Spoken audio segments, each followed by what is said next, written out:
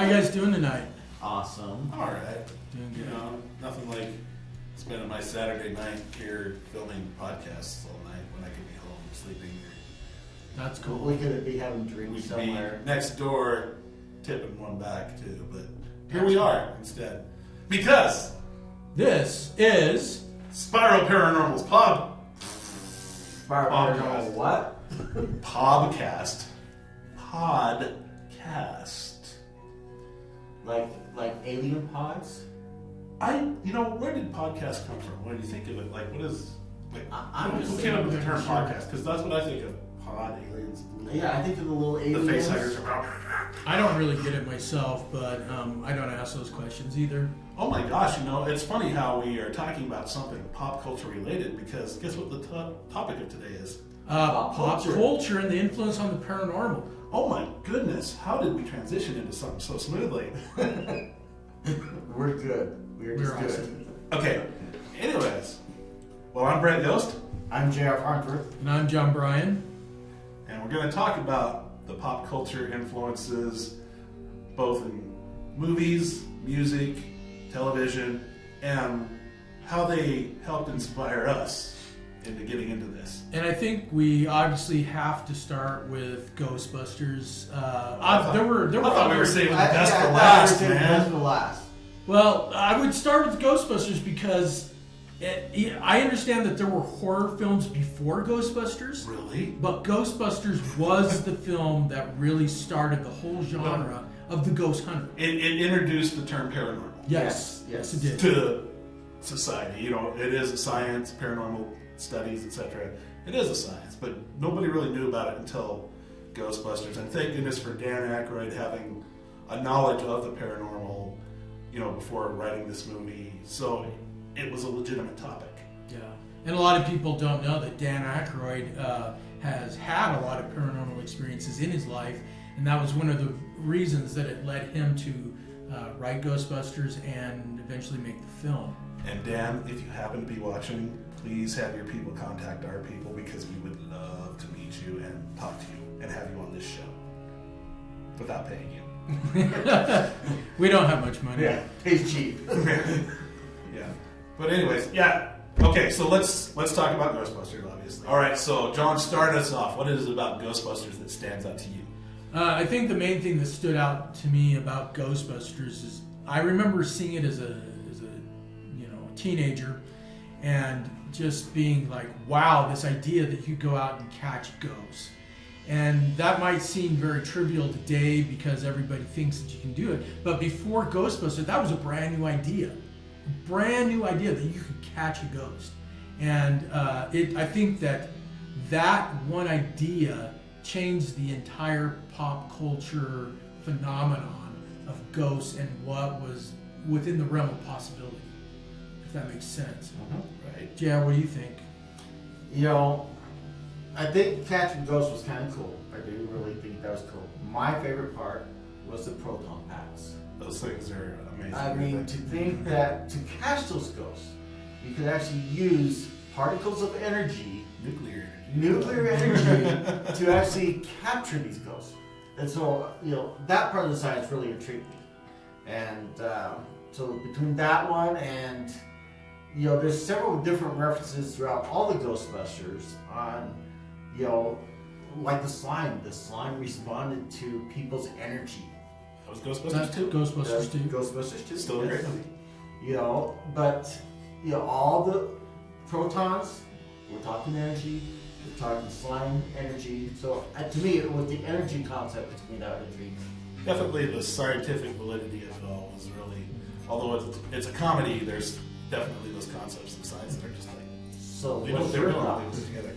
Okay, I'm going to take a turn here, and I'm going to go right into the Stay Puft Marshmallow Man, because I love the state. who would not, who doesn't love that scene where 100 foot, 50 foot Stay Puft Marshmallow Man is marching down the Midtown Manhattan, but smiling the whole time while he's doing it, wreaking havoc. But I mean, that's awesome. That's so original in my mind that they would come up with something so. We're talking about all the serious science, and then there's this obscure 180 going to the Yep. giant marshmallow man attacking New York. And of all the icons to pick, the Stay Puft Marshmallow Man. You the know, most- everybody knows as- what Stay Puft Marshmallows were. As he says in the movie, it just popped in there. I was trying to think of the most harmless. Thing from my youth. Yeah, it just popped in there. Well, I also think that one other thing about Ghostbusters is it was one of the first movies that made nerds cool. You know, because they were definitely Egon. I mean, Yeah. Egon is a nerd, 100%. Yeah. But yet he was cool. I mean, I would, in a heartbeat, if I could be Egon, I would be Egon. Okay. With that, I'm gonna say I think you were more like Louis Tully, the accountant. Look at those glasses. I'm going to be Just- Bateman, just saying. You're gonna be No, I'm Venkman. Venkman, dude. I'm Venkman. I'm the charisma. I'm Rock, the paper, joke. scissors. I'm the joker. I'm the sarcastic one. I'm Venkman of the group. Even on my Ghostbusters costume, that's the Venkman Yes. name tag on there. I'm the That's signer. cool. I own it. Well, Bill Murray owns it, but I own it. Bill Murray, call us. Promote Ghostbusters 3 when that comes out, guys. We'll help you out.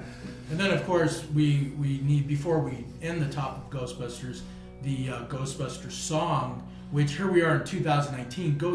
Everybody knows Ghostbusters, the song, Ray Parker Jr. is as popular today as it was back then. You hear it every Halloween. You hear it multiple times throughout the year. You think Ray Parker knew it was going to be that popular?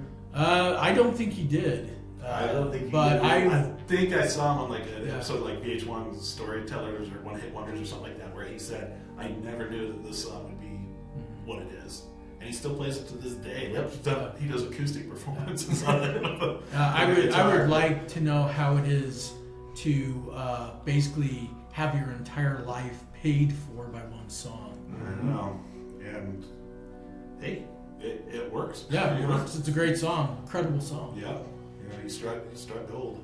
Yep, he did on that one. Yeah. Really quick, we've obviously got a lot of other cultural references, but let's talk about a couple more movies, just individuals, as individuals that affected us from the paranormal standpoint about ghosts or that sort of thing. For instance, like one for me that always stands out, it's one of my all-time favorites that I have to watch it every Halloween, is The Shining. You know, where one, it's our dream, that hotel where they filmed it at, the Stanley.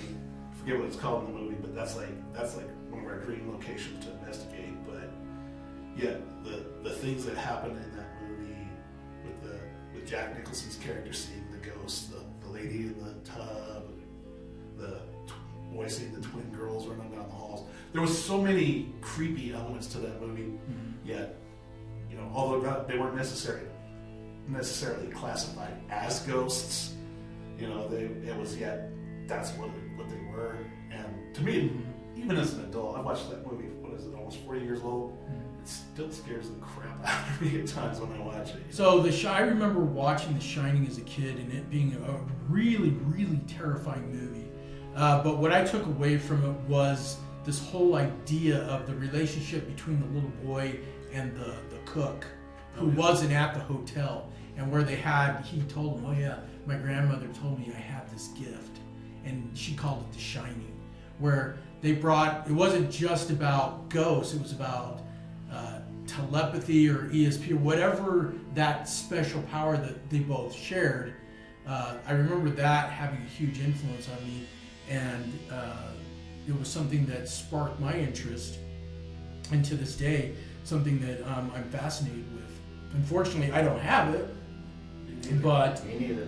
I knew you were going to say that. Not really. I love the idea of the phenomenon and talking to people who have studied it and those types of things. Absolutely. So, JR? Yeah, The Shining for me was not one of my favorites. Sorry to say that. It was not one of my favorites. That's why we're here talking about it. But it was definitely scary. So, But the one that actually influenced me, and it's called The Poltergeist. oh goodness gracious me.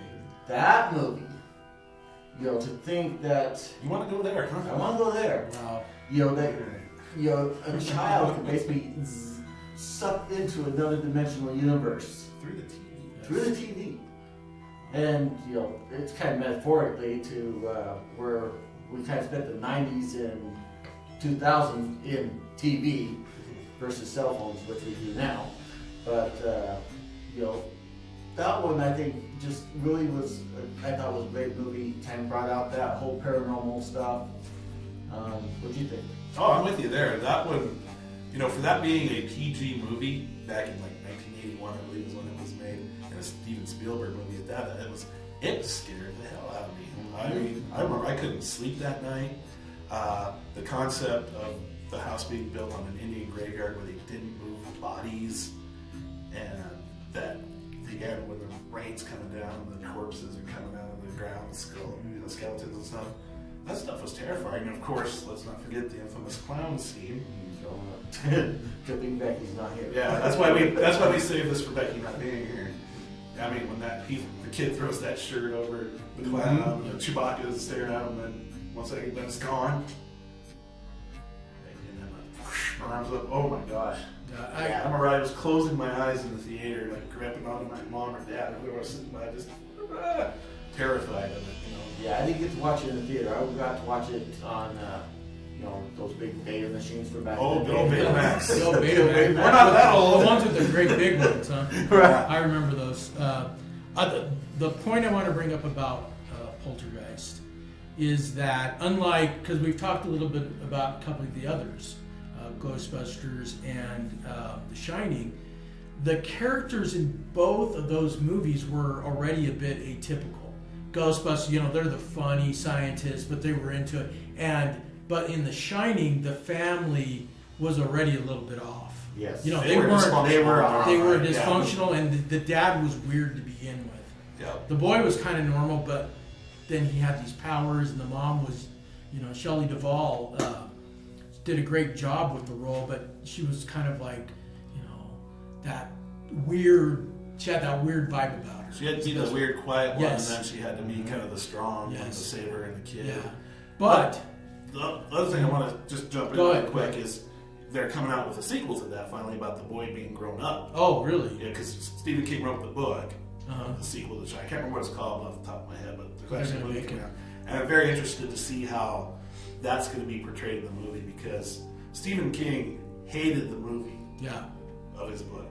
He hated it. Yeah, that movie's like a cult classic right Yes. now. So it'll be interesting to see where the sequel goes. Both, from the book, I've never read the book. I don't know, but from the movie standpoint, I'm very excited to see where it's going to go, and of course, who they're going to cast as the grown-up kid. Yeah, I'd be really excited for that too. Back to Poltergeist, I think the thing that scared me the most about Poltergeist were two things. I think from seeing it as a young teenage boy, Yeah, the family was so real. Yeah, They were an everyday family. They were an everyday family, and anything that happened in that movie could have happened to me. and you got to attribute that to Craig Nelson and Joe Beth Yes. Williams for just playing the perfect parents. The kids were great in it too. The second thing that really freaked me out about the movie, and this was, It's the short little lady, huh? well, yeah, she was cool, but She was creepy. no, the thing that freaked me out later on was when you found out that the actual actress Carrie Ann in the movie, in real life, she died during Poltergeist 3. And she supposedly was having all kinds of paranormal issues because of Poltergeist. Yeah. The set of Poltergeist had a lot of activity on it. Right. Yeah. And that was one of the things that really freaked me out because it was almost like playing with a Ouija board. I remember people talking about, well, they shouldn't be making those kinds of movies because you invite these spirits and you invite these things and you don't want those. And so that actually those types of things are some of the influences that led me as an adult to begin to investigate paranormal activity and what is the phenomenon. We're talking about pop cultures that we've experienced. So growing up, I grew up in Hotel for the most part. I grew up in Helena, Montana, which So you didn't get a lot of growing up in Hotel, not the Pocatello. and you weren't either, right? It's Pocatello. Fourth generation Pocatello. Okay. So I know at least when I was growing up, the Water Babies. Yeah. You know, Fraser Hall was, I I'm just remember gonna as a exclude little me kid, from this one. there being Sorry. ghosts in there. Obviously the ghosts in Pocatello High School, yeah, that one's always it's been. always been there. There were in the Bucyrus series buildings were always, yeah, that's where the ghosts are. I was always scared of going down to the craft building on Portneuf River because of the water babies. the craft Yeah. building, the water babies. I heard all about all the different, demonic tributes that went on down there, and Yeah. So It's always that- devil worship down that there. area has always been kind of scary for me. Uh, And Portneuf Greenway now has a trail down there, which I've gotten used to being down there now. I haven't heard no water babies, but I don't know if you remember. I got to get a little plug in for my hometown, Helena, Montana. I don't know if you remember when you visited places like the old Governor's Mansion. yeah. Just anywhere downtown. It's not like Pocatello. It's got that old downtown. Helena was an old gold mining town. This is an old railroad town. And so there was just so much going on and a lot of shady activity that just really just was such a level. I mean, I have friends up there now that are big into paranormal up there, and I follow their stuff and the things I see. It's like I grew up there. I didn't even really have an appreciation for it. Now it's like I got to go back and I got to hang out with some of these guys back home and go check out these buildings that I went to as a kid, that I knew were haunted, but yet never had that full appreciation for it. I do think we ought to invite our listeners to actually let us know what their paranormal Yes. influences were. Well, absolutely. I mean, because it's not like we're not on Facebook at SPIRO Paranormal, or And we have YouTube. a website, or YouTube. SPIRO-paranormal.com. Yes. I believe that is the name of the And website. if anybody wants to join this conversation or they disagree with something we've said, please, by all means, contact us, send some messages, post a comment if you're able to. All hate mail goes to John. Everything else, if you agree with us, Yeah, goes me to and us. But okay, we'll wrap it up because our time is, coming to a close. I closed out the last one, so you guys got to close this one out. Well, I just want to thank everybody for listening, and we really enjoy doing these podcasts, and we do them for you. And we hope that you guys listen and enjoy and send comments. And hey, Hopefully, we'll get to do some live ones where we can have the actual live interaction. I'm sure that as we This get is into baby steps. as we get into this is going to evolve, and we're going to get better and better at it. And like I said, I've really enjoyed it, even though it's right at the beginning. And I think we're going to have a great future. And once again, Dan Aykroyd, if you are watching or listening, please get in touch with us. Bill Murray could do this. Bill Murray, Ernie Hudson, Yeah. Rick Moranis, any of the original. Just give us a call. Cast. Please call us. Sigourney Weaver, Sigourney Weaver. Annie Potts. Annie Potts. Drew Barrymore. Zool. Drew Barrymore. Well, that's Firestarter. Anyways, that's our show for this night. We'll see you another time. Thanks for watching. Good night.